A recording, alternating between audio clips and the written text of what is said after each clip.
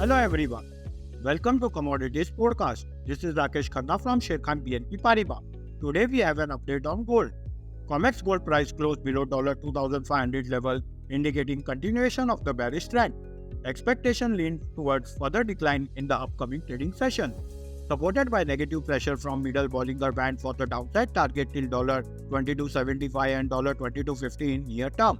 On the other hand, a breach above $25.30 could signal a reversal and attempt to regain its bullish trend. MCX gold price had given a negative close along with price taking important trend line support at 71,000 level indicates short-term trend is bearish. However, key support hold at 71,000 level and break below will drag the price further down till 70,600 and 70,100 level in near term. On the way up, key resistance hold at 72,000 level and break above will act as a trend reversal.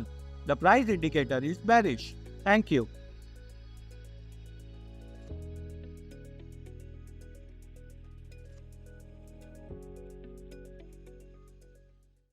Investment in securities market are subject to market risks. Read all the related documents carefully before investing.